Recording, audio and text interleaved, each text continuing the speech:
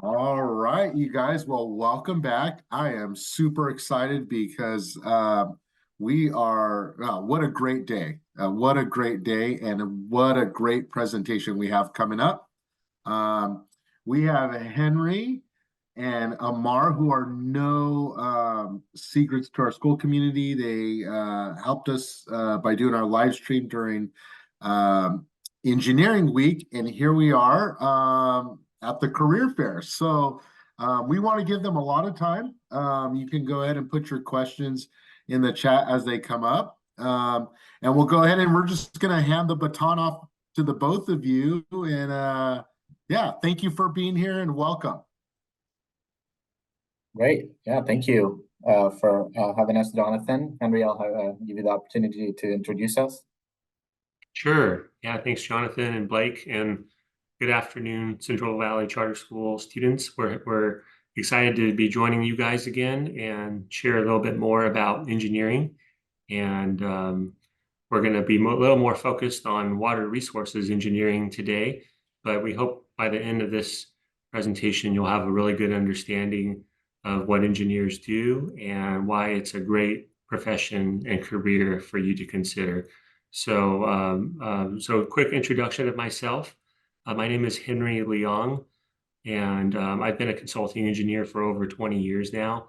I'm a principal with MKN Associates, and we are a consulting engineering firm with 9 offices throughout California, and I'm based out of our Fresno, California office. And Amar, you want to introduce yourself? Yeah, thank you, Henry. My name is Amar. Have been with MKN and Associates for 3 years, right after I graduated from Fresno State with my civil engineering degree. I got my EIT, my first certificate in the field, and now I'm on my way to get my PE professional engineer license by the mid of this year. And it's been great working in the water engineer profession, and this is where I see myself continuing my career, and hopefully we bring some good information for you today. Awesome. And I'm going to go ahead and share my screen. Henry, would you like to start? And then, Sure. yeah, I'll go ahead and share it. And I'm going to go and if you can let me know if you guys can see the right screen with the. Yep. Okay. Okay, so yeah, today we're going to be talking about civil engineering and just give you a little taste of what we do as civil engineers.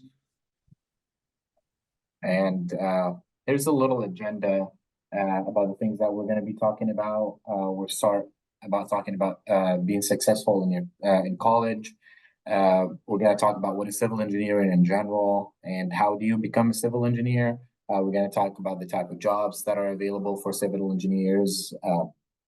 We're going to also go into a little bit specifics on water, structural, and transportation engineering.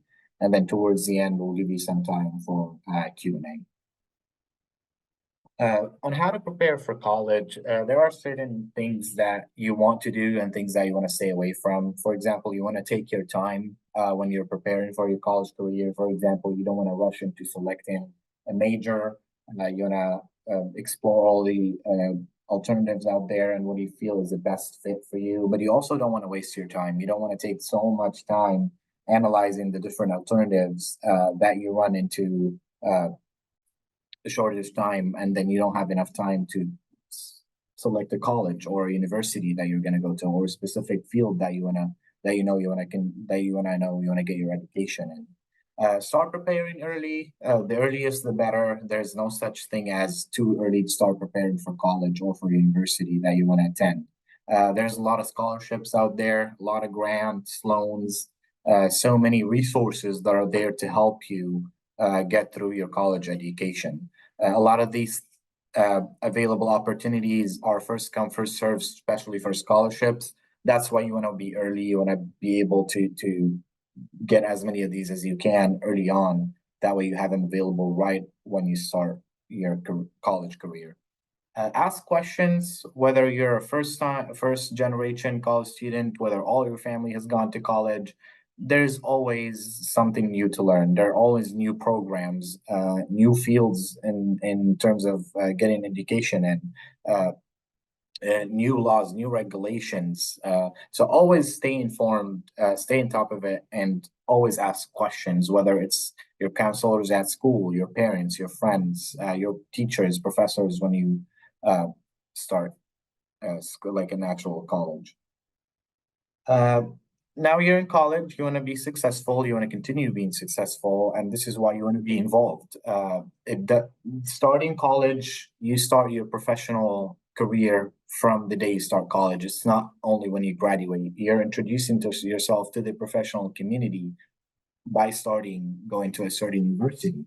You want to build a roadmap. What that means is, like how you meet with your counselors in school, when you go to college, you also want to continue doing that. You want to continue uh, having a known path that you're following. That way you don't fall behind. And most schools have specific roadmaps for specific degrees that you could just follow, be very organized, and you'll finish it successfully. Join professional clubs. For example, for civil engineering, there is American Society of Civil Engineers.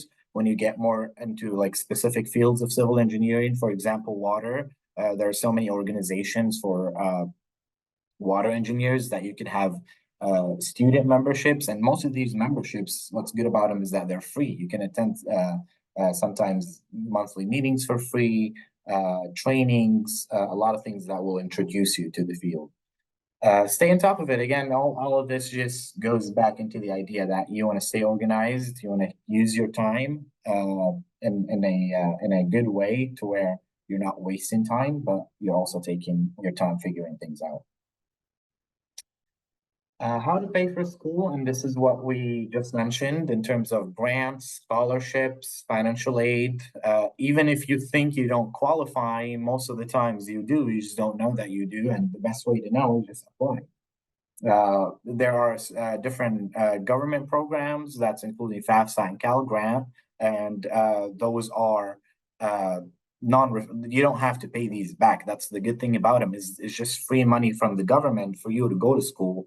There are certain requirements that have to satisfy, and again, what's good about them is this is free money. This is not loans. You don't have to pay these back. Scholarships, same thing.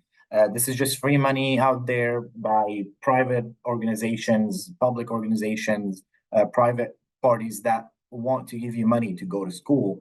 Also, you have to meet certain requirements. You can do your research. There are a lot of these out there. Also, money that you don't have to pay back. Loans, this is money that you'll pay back eventually after you graduate. So there are certain uh, certain laws or things that you have to abide with in terms of when you start paying them back. And always ask questions if things you don't know. These are all resources that a lot of people who has been in the teaching industry in this field know about it and can help you with it. Also, I'm not sure how many people we have joined students, but we want to do a Kahoot, and then we're in the end, we are going to give the opportunity that you win a $20 Amazon gift card. And I'm going to go ahead and start the Kahoot quiz. And you can join on your phone or your computer. Phone is better, I think. And just, I guess, so you can share in the chat if you still need some time to join it. So let me go ahead and do that.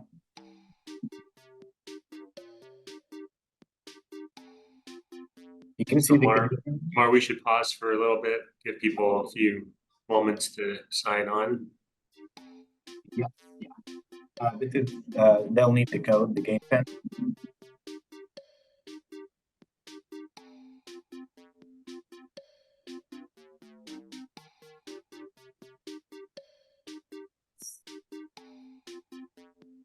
Oh, got first person.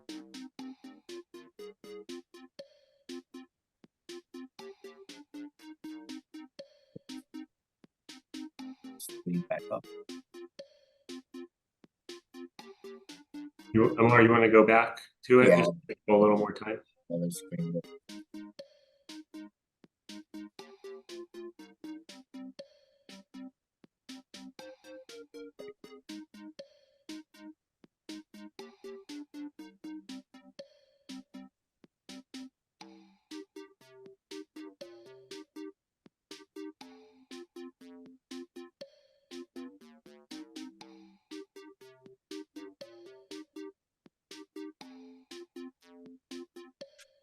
We have more people maybe joining. Give it 1 more minute.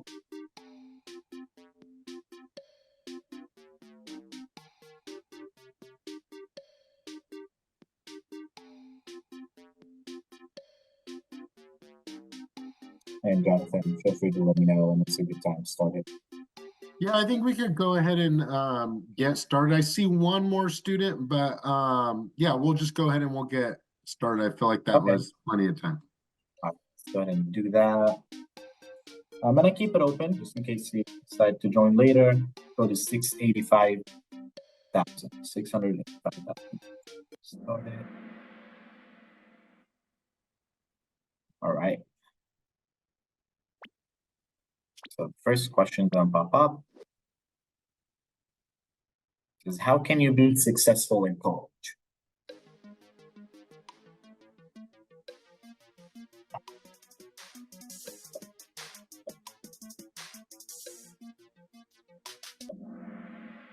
All right. Great. So now we're gonna continue with the slides. Number 3 was right, all of the above.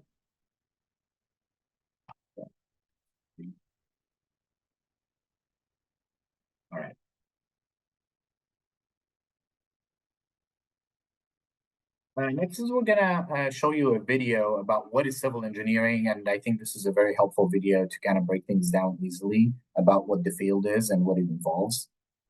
I think I shared the sound of the computer, but What is civil engineering? Civil engineer. were you guys able to hear that? What is civil engineering? Civil engineers combine creativity with imagination and technical expertise to design our built environments. But as a civil engineer, what will you do? You'll be designing sustainable buildings and bridges that bring people together. You'll be developing transport systems fit for our future. You'll be benefiting humanity by providing clean water, energy, food, and shelter. You'll be building a world resilient to climate change and natural disasters. Civil engineers are improving the quality of the built environment for all. Are these things you want to achieve? You might become a civil engineer if you like developing ideas to change the world, applying maths and science in an imaginative way, collaborating with others to work through challenging tasks, questioning how things are designed and built, using technology to find the most sustainable solutions, and seeing your ideas turned into reality. Studying civil engineering involves learning how to be a designer, developing the skills to tackle the world's sustainability issues, taking inspiration from experts in industry and academia, carrying out experiments to see how materials and structures behave, extending the boundaries of what is known through research, going on field trips to enrich your learning. By doing these things, you'll gain more than civil engineering theory. You'll have skills in design, problem solving, project management, and creative thinking. You can work in industries like structural and architectural engineering, water engineering, geotechnical engineering, and transport and infrastructure, preparing you to make an impact on the world sustainably.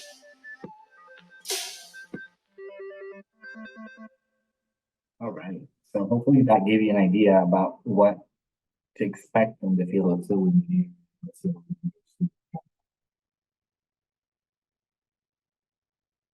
So there are 5 main branches to civil engineering, and while you're in school getting your bachelor's degree, towards the end of your degree, maybe last year or so, you focus more on classes of these main 5 branches, which is water resource engineering, structural engineering, transportation engineering, environmental, or geotechnical.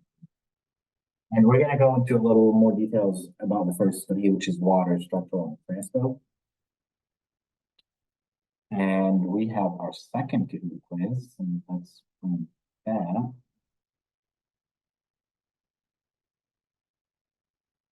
I guess go back to your phone or in your computer. Let's go to the next question. Okay. So number 2 is, which of the following is not a branch of civil engineering? So one of these is not included within civil.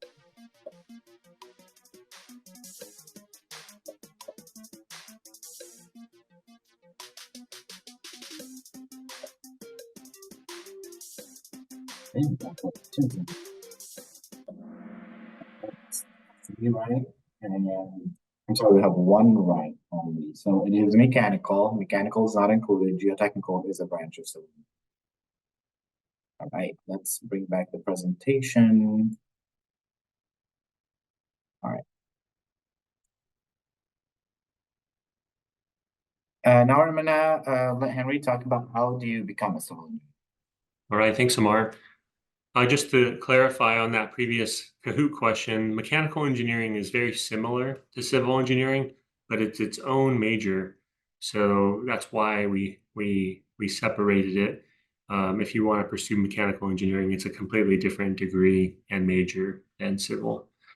Okay, so let's talk a little bit about how do you become a civil engineer. So Amar did a great job talking about some ways to succeed in college, and that's really where you would start. You need to pursue a bachelor's of science in civil engineering. And a tip is that starting at a community college is actually a really great path.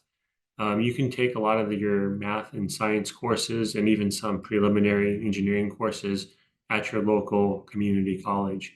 So it doesn't need to be immediately right off the bat at a four-year university, but getting a bachelor's degree is a must. So after you graduate and start working as a civil engineer, you would start pursuing two certifications.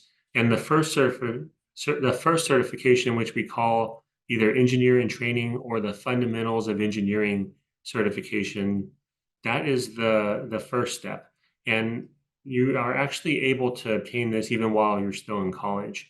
So a lot of engineers will obtain it their junior or senior year, but I would say more than half of the engineers are obtaining their EIT or FE certification after they've graduated college. And then after you've worked for 2 years and you've gained 2 years of professional working experience, which means that you've worked under the supervision of another professional engineer, that's when you can sit for your actual professional engineer license.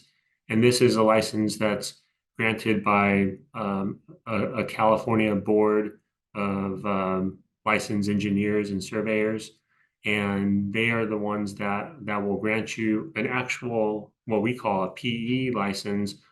And what's involved in getting your PE license is you have to pass 3 exams. There's one 8-hour exam, which covers pretty much all aspects of civil engineering. So a lot of it is what you've learned in school.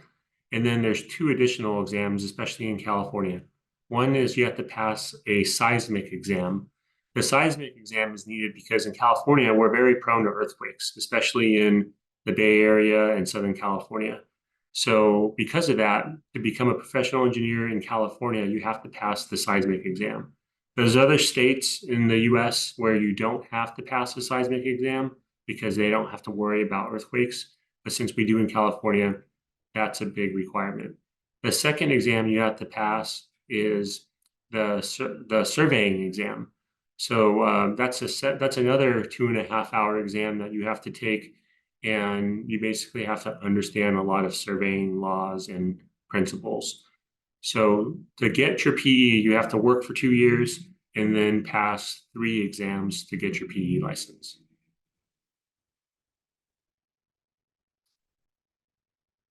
All right, so let's look at what does a civil engineering job look like. Now, I want to first talk about what jobs are available on the public sector side. The public sector would be like a city, like the city of Fresno, city of Madera. There's a lot of engineering jobs available at various municipalities, and you could serve as the city engineer. That's basically responsible for all of the engineering projects that the city may have. You may also be a public works director or a public utilities director, depending on whether you're responsible for the roads or you're responsible for the water and sewer system. Regardless of where you're at, most cities will have one or all of these positions, and there will also be, support staff in addition to these higher level engineering positions. Another public sector job is working for the county. You could serve as the county engineer or the public works director, and you would basically working for the county of Fresno, the county of Madera. Any county throughout the state has engineering jobs as well. And the main purpose is to really continue to maintain and plan the civil infrastructure throughout the county. Now, at the state level, there's several options, two of which are Caltrans, which is the Department of Transportation for the state of California. They're responsible for all the highways and state highways that have bridges. All of the statewide road infrastructure, that's the responsibility of Caltrans. There's also the Department of Water Resources. In short, we call them DWR. DWR is responsible for all the statewide water infrastructure. So if you're wanting to do something at the state level, those would be two good options for you. Now, there's also opportunities with the federal government. There's the EPA, the Environmental Protection Agency, the United States Bureau of Reclamation, Army Corps of Engineers. Those are all federal agencies that also have a variety of engineering opportunities available. Now, in the Valley, we also have a lot of special districts like irrigation districts. Some of you may be familiar with Fresno Irrigation District, Westlands Water District. These are all ag irrigation districts that are looking at providing water to farmers, to growers, and they have a wide variety of water infrastructure as well that needs to be maintained and expanded. So there's a variety of engineering positions available, and usually every district has a general manager as well, and that person would be responsible for running the district essentially. There's also opportunities on the regulatory side. If you are the type to really like to follow every single rule down to the T, and you want to make sure everyone else follows those rules, then you're probably really geared to be a regulator, which means that you're going to be enforcing the rules that have been established by the state. So there's the Water Board, which is the State Water Resources Control Board. One of their roles is making sure that public water systems have safe drinking water. You can't just form a water system and serve water that's not safe to drink. So the Water Board helps regulate and enforce all of the state's requirements. And then the same goes for the Air Board. To maintain our air quality, especially in the Valley, the Air Board has an important role, and there's opportunities there as well. On the private sector side, the majority of the opportunities will be with consulting engineering firms. So Amar and I both work for MKN and Associates, which is a consulting engineering firm. We focus on water resources, but there's civil engineering firms that focus in a variety of disciplines. For example, land development, structural engineering, geotech, transportation. Every discipline usually has a good group of consulting engineering firms. So that's going to be your most likely path if you want to pursue a private sector job. Now, there's also private utilities like PG&E or California Water Service Company, which owns and operates private water and sewer systems throughout the state. Cities like the city of Selma, the city of Visalia, they are served actually by California Water Service and not the actual city itself. So there's private utility opportunities as well, and that's where you would look for jobs in the private sector. So I want to just briefly kind of go through the career path of a civil engineer. You could start as early as while you're in college as an engineering intern, and usually around junior, senior year, students will typically try to find internships with local consulting engineering firms or even at public agencies.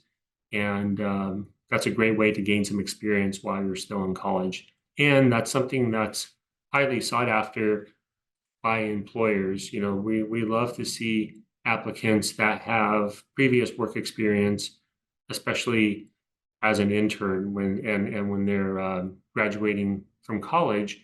We like to see that they've interned somewhere before and have a general idea of what to expect. Now, once you graduate, you would become a assistant engineer or a staff engineer, and that would be the starting level of right when you graduate and enter in the profession. You would be starting off as an assistant or staff engineer, and the range of salaries for an entry level engineer would be in the $65,000 to $80,000 a year range.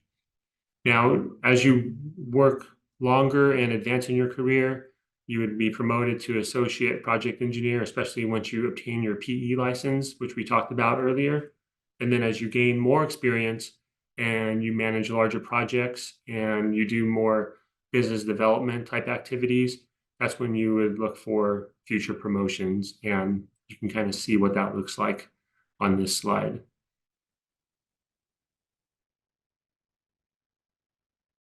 So some reasons to consider becoming a civil engineer, one is very high job security.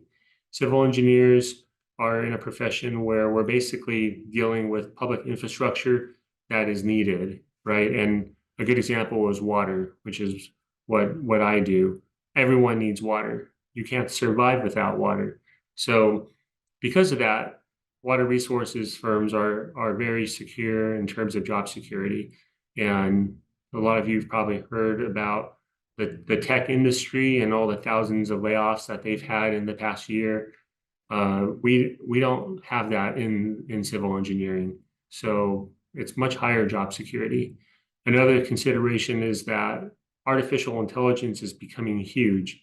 And as powerful as it is, it's also replacing a lot of jobs. And one of the jobs that it's not replacing, though, is civil engineering. A lot of what we do is too complex for AI to replace us. So civil engineers, we don't have to worry about AI replacing us entirely. We do use it as a tool, but it's not something where our total function is going to be replaced by AI. The other consideration is that once you graduate, you can get a job right away, and you don't have to go to school for another 3 to 6 years like you would if you're trying to become an attorney or a doctor. So you can go to school for 4 years and have a very decent paying job and make a good living right after college. And then in general, it's very high job satisfaction. Civil engineers are mostly dealing with public infrastructure. So there's just a lot of satisfaction in what we do.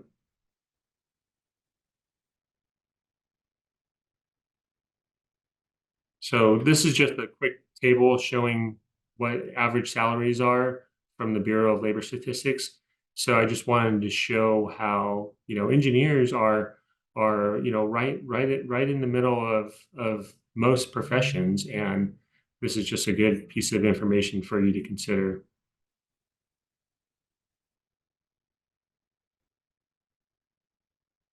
Awesome. Thank you, Henry. That was great information. So we're gonna run our third Kahoot quiz. And let's see. Bring it up. Screen. No. Okay. All right. So third question, is that true or false? Civil engineers have a high job security. Is that true or false? And this is something Henry just talked about. All right. Okay, great. Well, everybody got it right.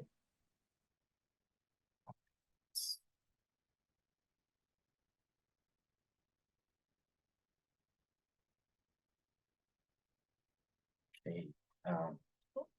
Water resources engineering, and what do water engineers do? We're going to go, like I said, specifically into three of the engineering fields do: water, transport, and structural. For the water, Water engineers work on a big variety of tasks. It's not just dealing with, I know it's just water, but it's not just one type of water that we deal with or what one type of projects that we work on every day.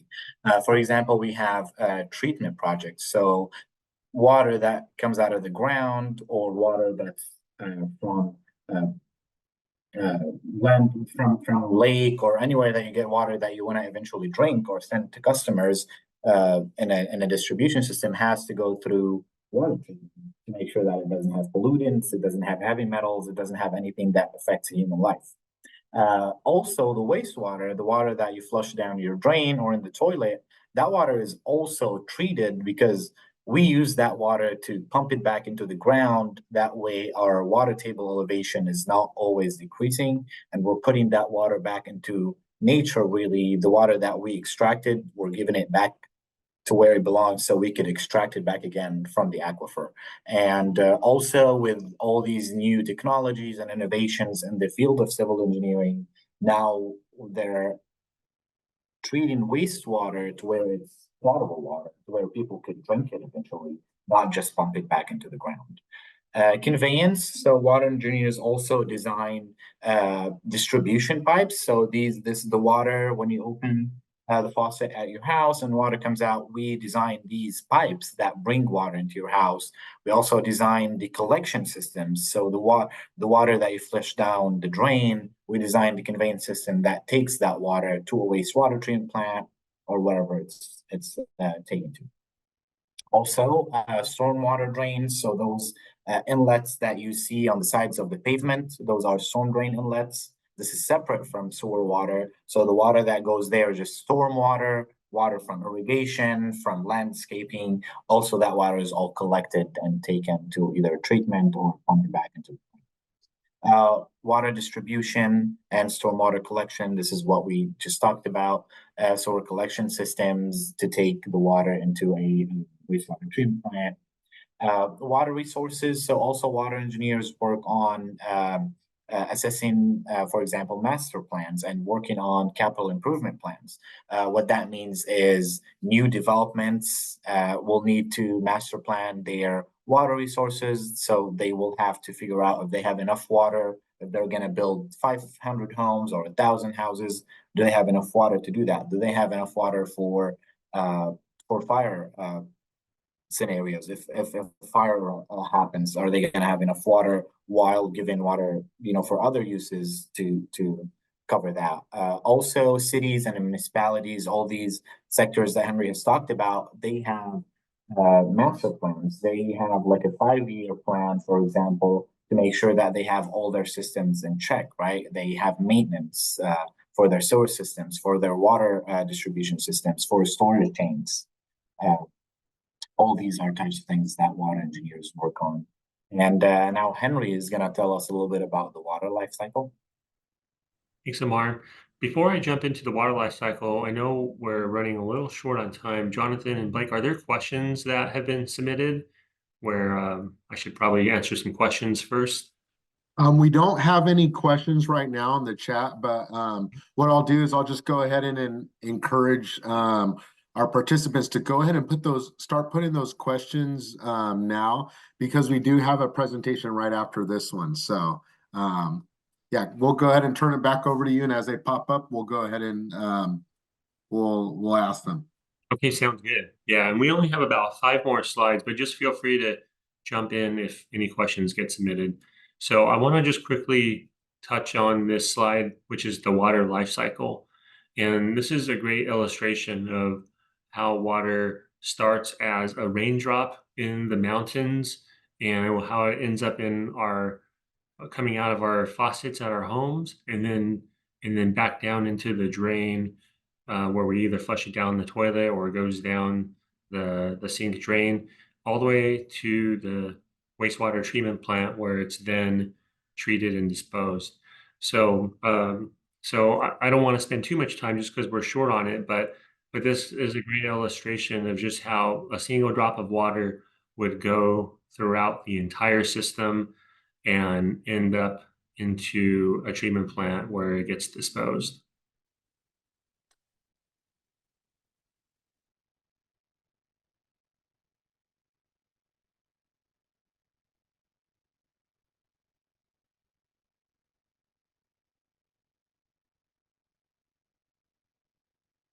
We're going to run a quick Kahoot question. Thank you, Henry, for all this information.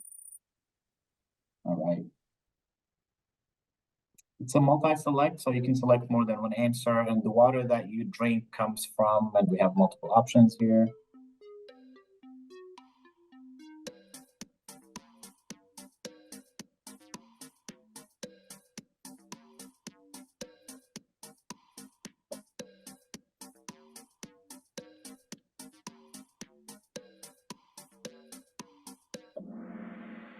Okay, it was actually all correct answers, so whichever answer that you chose is actually the correct answer. All right, so we're going to talk a little bit about two more disciplines very quickly, relatively quickly, since we're short on time. Structural engineers, and what do they do? Structural engineers, like you can see in some pictures, they work on structural calculations for these big buildings. They also work on bridges, and they also test and evaluate building materials. For example, you can see that truck pouring concrete. So they work on the structural analysis of these materials and how appropriate they are for their application. They also ensure that structures can withstand natural disasters, and Henry touched a little bit on this when he talked how California has certain seismic tests for civil engineers, unlike other states, most other states, because we actually suffer from earthquakes, right? Something that engineers should be knowledgeable about. An example of a project is the SoFi Stadium here in California. And we're going to show some pictures. It's a great project. It costs a lot of money because of the different components of this project, whether it's surveying because of the big area that it covers, geotechnical engineering because of how heavy the structure is and the soil underneath it had to be studied, grading and drainage again. It's a very big site, has so many parking lots and parking spots, and you can see how big of a building it is. Structural engineering, of course, again, back to the huge structure, which is the main aspect of this project is about that.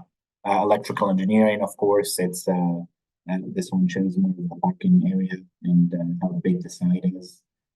And this one shows all the different, you can see the screens, you can see how electrical has been a big part of this, and mechanical engineering. So the last two are not civil, but you can see how civil engineers work along other disciplines of engineering.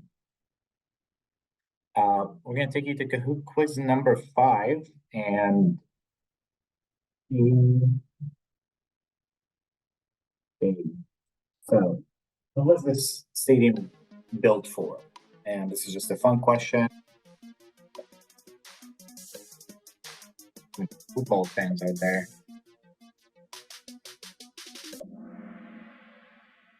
All right. No, everybody answered, got it right.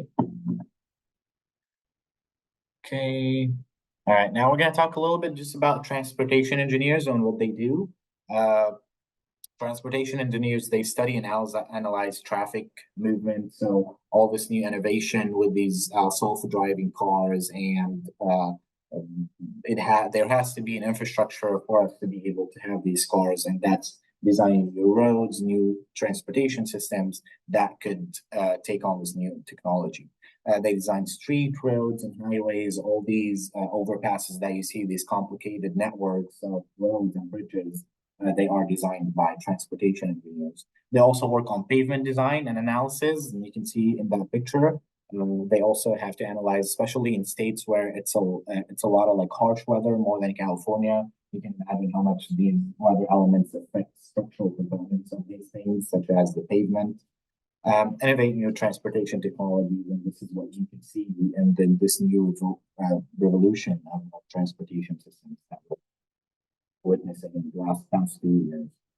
Example project is the California High Speed Rail. If you've driven down or you've been in a car down 99, you can see all these sections of the bridge being built, and those are a part of the California High Speed Rail. They even have a sign there. And this is a very costly project that's expanding over a very long period of time. You can see here where that high-speed rail goes, all the way from San Francisco down to Los Angeles. This is another picture of what the system will look like, or what it's going to eventually be.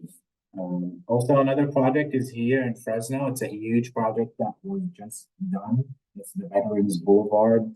It's on the west side of Fresno. It goes over 99, and the why this project is very important is because it shortened the commute for a lot of people, because it cut from Shaw all the way to Herndon instead of having to go a very long way around. Now we could just cut through that Veterans Boulevard that goes over 99 and also the high speed rail, and it just takes you across town from all the way east to the northern part of it.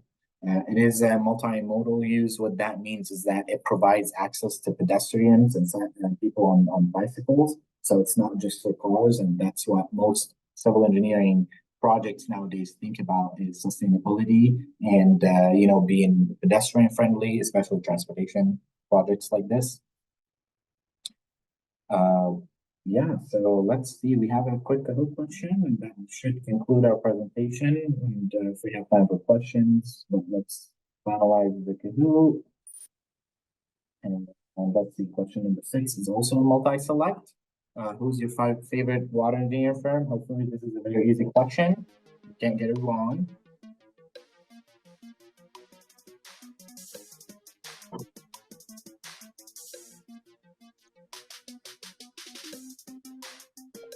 Taking everyone a while to respond to this one. I know, yeah. We have 0 answers so far. Did everybody exit the Kahoot?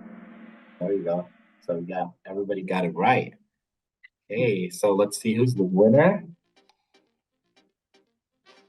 Okay. We got Jacob in third.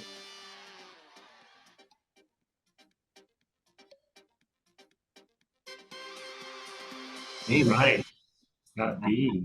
Awesome. So yeah, if you guys can just email Jonathan or Blake your contact info, we'll make sure to send you guys a $20 Amazon gift card for your participation. We appreciate it.